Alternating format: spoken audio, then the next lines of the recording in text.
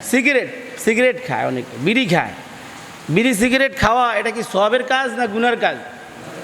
কথা জবাব দেন না কেন? সকলে বলেন কিসের কাজ? গুনার কাজ। রসুল পাক সাল্লাল্লাহু আলাইহি ওয়াসাল্লাম বলছেন, যে খাবারের শুরুতে বিসমিল্লাহ নাই, যে খাবারের শুরুতে কি নাই, বিসমিল্লাহ নাই, সেই খাবারটা হারাম। সেই খাবার কি? শয়তানের খাবার। যে খাবারের শুরুতে বিসমিল্লাহ নাই, শেষে আলহামদুলিল্লাহ নাই, এই খাবারটা কি? হারাম এবং শয়তানের খাবার। এটা শয়তান পছন্দ করে। এই জন্য কেউ কি বিড়ি খাওয়ার শুরুতে কি বলছেনি বিসমিল্লাহির রহমানির রহিম, একটা টান মারছে, এরকম দিছে কেউ? তাহলে এটা তো সে খাওয়ার শুরুতে বিসমিল্লাহ বলেই না। এবং খাওয়া টাওয়া শেষে যখন ফালিয়ে দিব যে আলহামদুলিল্লাহ, এই সিগারেটটা যে খাইলাম খুব ভালোই লাগছে, আল্লাহ দরবারে শুকুর, আল্লাহ ভবিষ্যতে আরও খাবা, এরকম কোনো কথা বলছে? তাহলে এরকম যেহেতু কোনো কথা বলে না, আল্লাহ শুক্রিয়ায় খাবারে নাই, তাহলে এটা হারাম। এটা কি? হারাম। এই খাবার খাওয়া যাবে, বুঝালেন? এই খাবার খাওয়া যাবে না। আর এই লোকটা, এই নেশাগ্রস্ত যিনি সিগারেট খায়, এত তাপমাত্রা, আরে আমরা তো গাছের ছায়া যাই, ঘরের ছায়া যাই, এই গরমের ভিতরে এই সিগারেটের ভিতরে আগুন আছে না? তো এই আগুনের গরমটা তার নাকে মুখে লাগে না? লাগেনি। কি খায় তন্ত? খবরদার, রসুল পাক সাল্লাল্লাহু আলাইহি সাল্লাম কড়াকড়ি নিষেধ করে দিয়েছেন, মদ্যপান, নেশাগ্রস্ত বস্তু, এগুলা থেকে দূরে থাকতে হবে। যারা মদ্যপান করবে, নেশাগ্রস্ত বস্তু গ্রহণ করবে, তারা কবিরা গুনাহ করবে। কি গুনাহ করবে? কবিরা গুনাহ। সিগারেট খাওয়া কি? কবিরা গুনাহ, হারাম। সিগারেট খাওয়া কবিরা গুনাহ, হারাম। খবরদার, আমার অনেক মুসল্লি আমি দেখি সিগারেট খায়।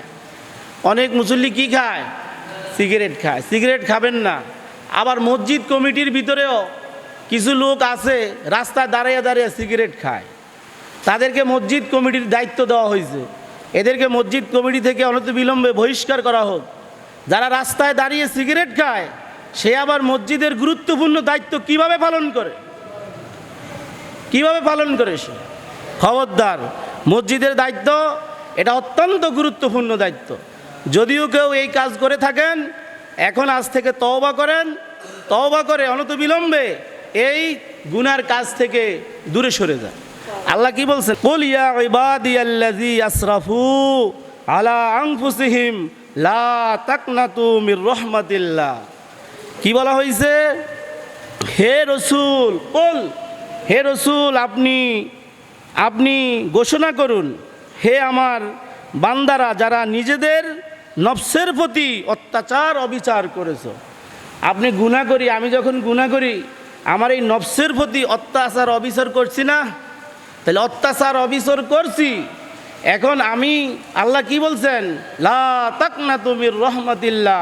তুমি গুনাহ করছো, অত্যাচার করছো, অবিচার করছো, আমার হুকুমকে অমান্য করছো, খবরদার তুমি আমার দরবার থেকে, আমার রহমত থেকে নৈরাশ হবে না। কি হবে না? আমার রহমত থেকে নৈরাশ হবে না।